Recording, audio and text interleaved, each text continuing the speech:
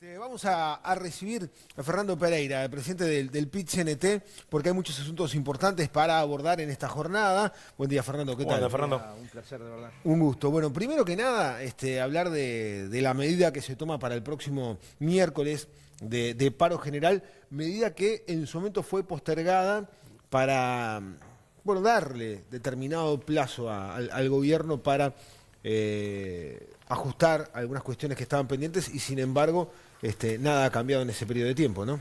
No, nada no. A veces cuando dicen los paros no dan ningún resultado, yo digo, los paros han cambiado el mundo. La huelga ha cambiado el mundo. Desde que los trabajadores tuvieron herramientas de lucha, las jornadas laborales se acotaron, los salarios se fueron adecuando, las condiciones de trabajo. Hoy ya no se trabaja de cualquier forma, hoy el trabajo esclavo es mal visto, hoy el trabajo infantil es más visto, y estos son acciones sindicales que dan resultados. No, lo que yo te decía que Luego no de la cambió medida, no. Pero desde julio a ahora. En este caso Sí. en concreto, aterrizando, como diría Cristian, cuando nosotros hicimos el paro parcial de junio, digamos, habíamos tenido una reunión importante con el gabinete de ministros y se nos decía que el espacio fiscal daba para el proyecto que tenían y que de ahí no se iban a poder mover.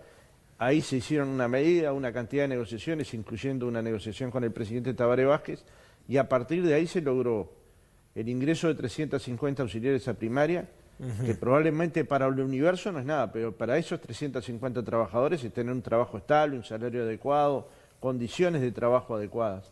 Se logró al mismo tiempo un convenio en la salud pública que contempla un aumento salarial, sobre todo para los salarios de menores ingresos, y se logró un convenio con el INAU y el INISA. Un poco más adelante, durante el tratamiento de la rendición de cuentas, se lograron la creación de cargos para todas las escuelas y liceos que se están construyendo, que nosotros mismos acá denunciábamos. Va a haber edificios sin maestros, sin auxiliares, liceos sin profesores, sin adscriptos, sin auxiliares, y esto no es posible. Y había dos formas de resolverlo: con la creación de cargos, que es la forma idónea para que los grupos no se ensanchen, o redistribuyendo muchachos, creando vacantes, ¿no? Es decir, lo que se llama ajuste de cargos. Eso supone siempre después grupos más numerosos. De ahí para acá entonces todos estos logros. Ahora, ¿qué faltó? ¿Por qué la medida llega? Bueno, en primer lugar, porque obviamente no se va a llegar al 6% del PBI. Y bueno, algunos dicen, solo con dinero no se resuelve. Y yo miro, pregunto, he hablado con analistas del tema, hablo con mis compañeros de magisterio, de profesorado. No hay ningún ejemplo en el mundo que se haya resuelto el tema educativo de buena forma con prestaciones presupuestales menores al 6% del PIB. Es decir, solo con dinero seguro que no se resuelve, pero sin dinero es absolutamente demostrable que no se resuelve. Y esto no supone solo el salario de maestros, profesores y funcionarios, que también lo supone, ¿no? Porque si un trabajador, para cobrar un salario adecuado, tiene que acumular 50 horas semanales en la labor docente, naturalmente que esto no es lo mejor que la educación.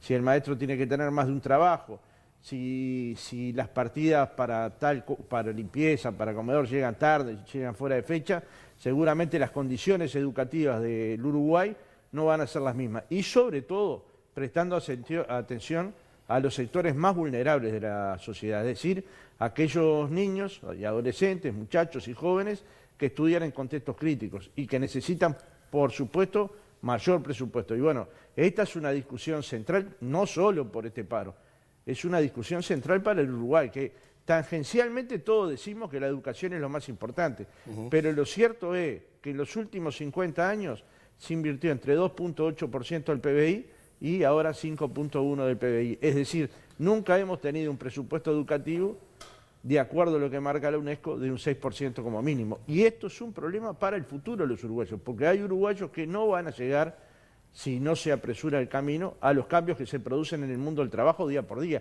Acá mismo uno ve cambios enormes en el mundo del trabajo. Yo pienso cuando venía mis primeras veces a este canal y hoy los cambios que hay, ¿no? Entonces, digamos, esos cambios todos nos vamos adaptando. Esta es una parte del problema. La segunda, la salud pública. Bueno, No ahí va, porque estábamos hablando en función de la educación y usted dijo sectores vulnerables. El paro se mantiene en todos sus términos. ¿Qué pasa con la salud? ¿Qué pasa con la vivienda? ¿Son después de esta rendición de cuentas, son los sectores que quedaron de alguna manera menos contemplados? Totalmente, porque si usted hace esta ecuación, el gasto por paciente en la salud privada es bastante, digamos, en la salud pública es el 75% de lo que se gasta en el paciente en la salud privada. Es lógico tener esta ecuación, que uno si va a la salud privada a través del FONASA tiene 100 pesos, pero si va a la salud pública tiene 75. Esto es lógico. Por ejemplo, en los salarios de los trabajadores de la salud pública, al ingreso son más o menos parecidos, pero cuando la carrera se empieza a extender, se bifurcan. Ergo, los trabajadores optan muchos de ellos por la salud privada. Y en el tema de la vivienda, naturalmente, y sobre todo en los contextos socioculturales críticos o de asalariados con bajos ingresos, el acceso a la vivienda es cada vez más complejo, más difícil. Entonces acá hay 3 aspectos de la rendición de cuentas centrales que hacen a la vida de la gente, que son redistributivos. Nosotros le planteamos al gobierno, es necesario, absolutamente necesario, construir una lógica tributaria que permita gravar a los que más tienen para que efectivamente estos sectores de la sociedad con mayores dificultades, trabajadores con salarios de menores de 15.000 pesos, desempleados, madres jefas de hogar, accedan a aquellas cuestiones que son fundamentales para la vida.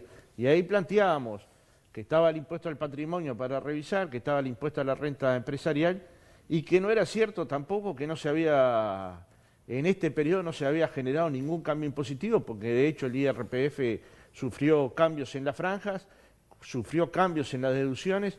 Esto implicó algunas rebajas salariales para los asalariados de menor ingreso y lo que terminó sucediendo, que aquel que gana más paga más, pero aquel que tiene más no paga más.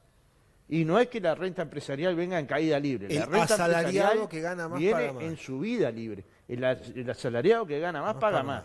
Pero no así el que tiene mayor renta, el que tiene mayor patrimonio, el que tiene mejores condiciones. Entonces, hasta de forma egoísta, para construir una sociedad igualitaria, deberíamos todos apuntar que la brecha entre los que más tienen y los que menos tienen sea menor. Siguiendo un poco el razonamiento que recién marcaba, por ejemplo, del presupuesto para la educación. Recién decía que en otra época no se llegaba al 3% y que ahora está en un 5,1%. Hay una diferencia igual notoria en lo que se destina a educación. ¿Se ve reflejado en los resultados? Bueno, yo pienso que sí. Lo que pasa es que son procesos. El problema es este. En los últimos 50 años se invirtió en forma paupérrima para la educación. No en los últimos 10 o 20, en los últimos 50. Este momento es el momento en que se invierte más. Aún así, es bastante menor de lo que se precisa para tener educación de calidad. Insisto, en los países donde se han logrado logros, todos invierten por encima del 6, la mayoría por encima del 8 incluso, y tienen resultados educativos adecuados y en todos los niveles de ingresos. En el Uruguay tenemos claramente un desfasaje de acuerdo a los ingresos, y esto nos debería desgarrar el alma, digamos. Nuestros peores resultados se dan en los contextos socioculturales críticos, y no se dan porque ahí no haya calidad en el cuerpo que va a ejercer, no, se da porque hay circunstancias sociales que impiden una mejor educación formal y porque además se le pide a la escuela todo, que el sistema de vacunación esté al día, que lleve el libro de caja del comedor, que se alimenten 250.000 escolares. Es decir, a la educación se le pide mucho más que la educación, se le pide que intervenga en la salud, en la alimentación, y esto muchas veces ni siquiera es notado por la sociedad. 250.000 niños, se multiplicó por 6 en relación a la década del 60.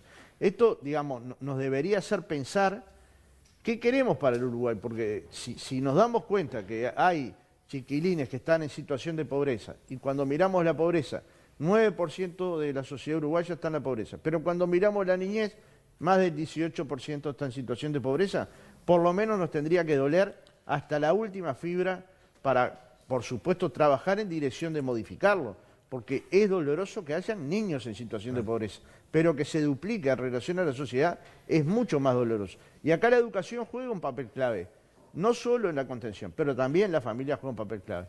Todos nosotros sabemos que, por lo menos en mi caso, yo llegaba, había una situación crítica en mi casa, a mi padre lo habían destituido del trabajo, mi madre estaba sin categoría de ciudadana, pero yo llegaba a mi casa y mi madre se sentaba conmigo al lado a hacer los deberes. Yo creo que más tiempo que el que necesitaba, pero lo cierto es que me tenía un par de horas. Y eso es cariño, es amor, es dedicación. Es decir, hay que complementar aspectos que son institucionales, el Estado presente, con la familia presente, y esto todo lo tenemos que trabajar. No es solo de los contextos favorables, todos lo tenemos que trabajar si queremos construir una sociedad, digamos, de alguna manera más armoniosa, donde la convivencia se haga con normalidad, ¿no? Hablamos de sociedad, de convivencia, de ciudadanía. ¿Cómo la central sindical está tratando el tema de la nueva corriente migratoria que ha llegado a nuestro país y que se va insertando en el mercado laboral? Bueno, empezando a trabajar, ese es un tema nuevo para nosotros, ¿no?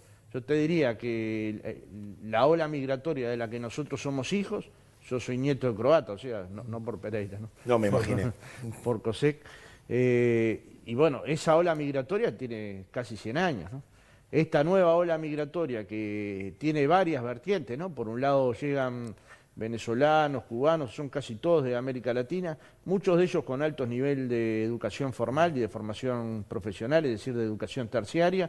Esto al Uruguay, para mi gusto, le viene bien, pero también esto hay que poder explicárselo a nuestros compañeros, porque si nuestro compañero trabajador afiliado al sindicato siente que el dominicano, el cubano, el venezolano viene a quitarle su puesto de trabajo, bueno, naturalmente que el vínculo entre los uruguayos y quienes vienen a tratar de buscar una oportunidad en el Uruguay va a ser un vínculo de mala calidad. Nosotros tenemos que trabajar para lo contrario. Y trabajar para lo contrario significa hacer cumplir que el trabajador uruguayo tiene que tener el mismo salario que un trabajador que viene del exterior. Es decir, que no se puede especular contratando trabajo de extranjero para pagarle menos. Claro. Este es un papel central. Y el otro es que nosotros muchas veces, y todavía no sucede, miles de uruguayos viven en Argentina, miles de uruguayos en España. Bueno, uruguayos, vos sabés, igual que todos, hay donde vayas. Y ellos fueron también en búsqueda de esa oportunidad.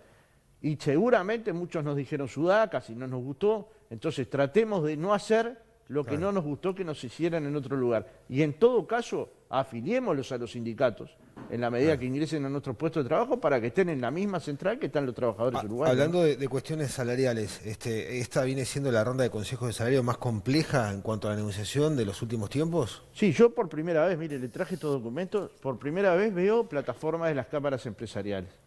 Si uno la lee, diría, sería el manual perfecto de cómo quitarle derecho a los trabajadores. ¿Así? ¿En qué? Y yo se los dejo como ¿En qué puntos documento, ¿no? Muchas gracias. Bueno, en licencias, en retroactividad, en ajustes de salario al alza o a la baja, en el descanso intermedio de las 8 horas, planteando flexibilidades absurdas. Hay quita algunos beneficios también. Quitas de beneficios. Bueno, y en el sector rural, seguramente por el poco tiempo que llevan en la negociación colectiva, proponiendo 0% de aumento en un país que va a tener 8%. Bueno, se O retiraron, sea, de que hecho, en las 2 gremiales, años ¿no? proponen que el trabajador que gana 17.000 pesos pierda 16%. Yo no sé cómo alguien se puede parar y esto plantearlo sin sentir un poco, al menos sin que se te erice la piel. Salario de 17.000 pesos plantean que bajen 20%. Y además se retiran de la negociación. Uno puede pensar, pero es la primera vez que se retiran. No, ya se retiraron de la negociación pasada. Y fue votado por decreto. Es decir, fue el aumento dado por decreto por el Poder Ejecutivo, que tiene una cláusula de retroactividad. Ellos no estuvieron presentes en la redacción de la cláusula, la escribió exclusivamente el Ministerio. Si uno la lee, da claramente que es el ajuste del último periodo y hay que aplicar un correctivo. Se levantan por ese correctivo. ¿Saben cuánto es el correctivo? 400 pesos. Esto es la alarma. La alarma nacional son 400 pesos. Trasladémoslo a caja de cigarros, 2 cajas de cigarros para que fuman, yo por suerte pude dejar. Entonces, lo que digo es esto. Me parece que la negociación colectiva va a ser dura. No en todos los sectores, porque hay sectores del empresariado que buscan acuerdos. De hecho, ya la Vivienda firmó un convenio, pero está siendo dura.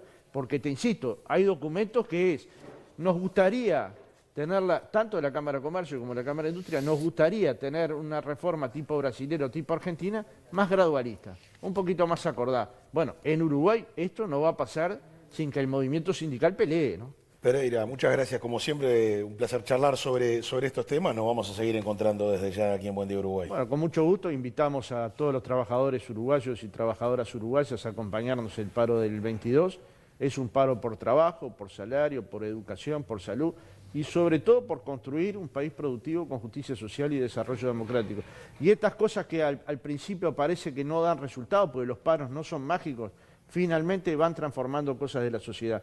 Como el movimiento feminista fue cambiando tantas cosas en la sociedad, aunque no nos demos cuenta, que hoy es absolutamente imprescindible que en cualquier fórmula presidencial el que vaya a ser candidato piense que su compañero de fórmula tiene que ser una mujer. Y estos cambios son lentos, no es que un día las mujeres decidieron participar en la política, no, llevan decenas de años reclamando derechos y los cambios se hacen con gente movilizada, con gente reclamando, con gente demandando. Muchas gracias, Muchas Pereira. gracias. Fernando Pereira, presidente del PIT-CNT, aquí en Buen Día Uruguay.